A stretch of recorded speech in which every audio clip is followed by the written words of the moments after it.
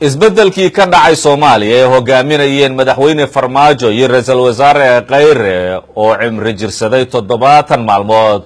ma ku taagan yahay wadadii dib u soo celinta qarannimada maxaa isbedelay oo la xusi karaa waa xuquuqintii telefishinka Universal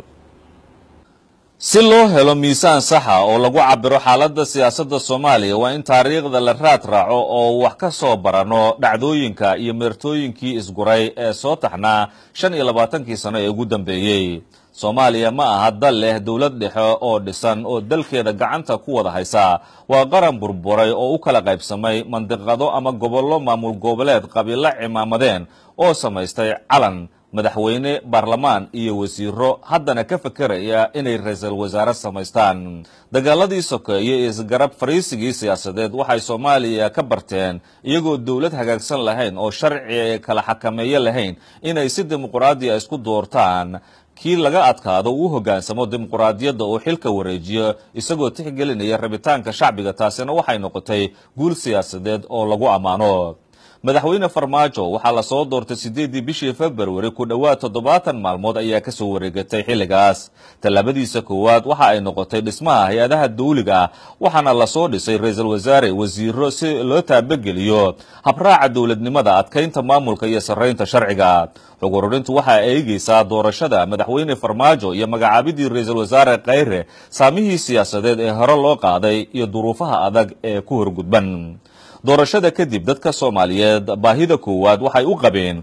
ammaan ka hirgala geyiga Soomaaliya gaar ahaan caasimadda Soomaaliya ee Muqdisho sidaas oo kale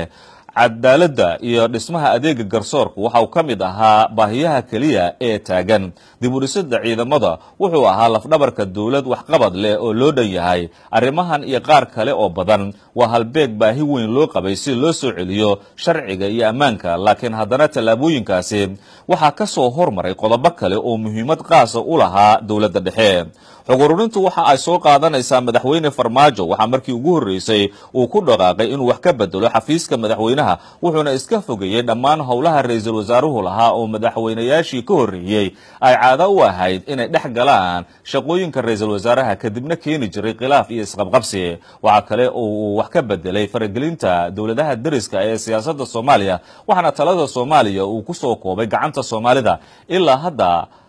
kulankii uu la qaatay madaxweynaha Kenya waxa uu hirgeliyay in diyaaradaha Soomaaliya aanay ku hakan wajeer oo qofka Soomaaliga sharafkiisa iyo waqtigiisa lagu cayaarin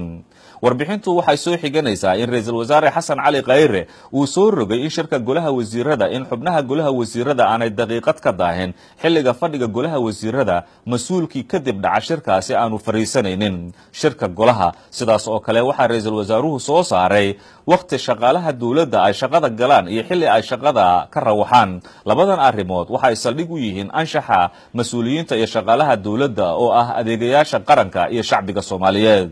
musuqmaasuqu waa cadawga koowaad ee dumiyay dawladihii ka horeeyay dawladda hadda jirta xukuumadda uu hogaamiyo ra'iisul wasaare Xasan Cali Khayre waxa muhiimadda koowaad ay siisay ka hortagga musuqmaasuqa waxaana xubnaha golaha wasiirada cusub ay dib ugu noqdeen dhammaan howlwadeenada iyo xafiisyada dawladda wasiirka warfaafinta Cabdiraxmaan Cumar Cusmaan Yariiso ayaa markii ugu horeysay shaqo ka joojin ku sameeyay agaasimihii guud ee wasaaradda warfaafinta inta la soo afmeerayo baaritaan musuqmaasuq ka dhacay wasaaradda warfaafinta sidaas oo kale waxa xilkii laga qaaday agaasimihii maamulka iyo maaliyadda wasaaraddaasi weli ma dhicin in ilaalinta musuqmaasuqa mas'uuliyad dawladeed ay xilkooda ku waayaan sidaas oo kale wasiirka maaliyadda Cabdiraxmaan Beyle ayaa bilaabay in howlaha canshuur ururinta ee wasiirku uu gacantiisa ku qaadayo si uu u kuurgalo hanaanka shaqada iyo howlwadeenada dawladda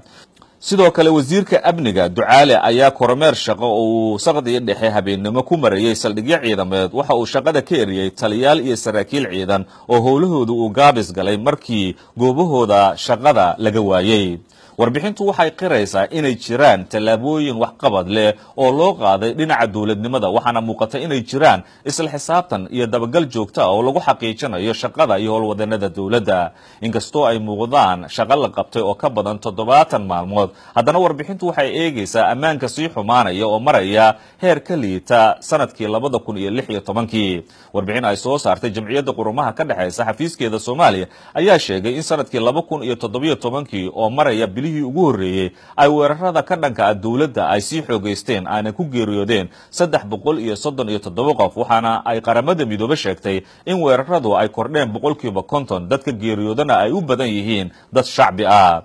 warbixintu waxa ay soo xiganaysaa tallaabooyinka madaxda dawladdu qaadeen si wax looga qabto ammaanka guud ee dalka. waxaa xilka laga qaaday toddobaadkii hore dhammaan taliyayaashii ciidamada iyo gudoomiyihii gobolka Banaadir oo dhammaantood mas'uul ka ahaa oo xukumayay ammaanka sii xumaanayay. waxaana la soo magacaabay taliyaal cusub iyo gudoomiye cusub oo gobolka Banaadir uu yeelanayo oo laga filayo inay wax ka bedelaan ammaanka magaalada caasimadda ee Muqdisho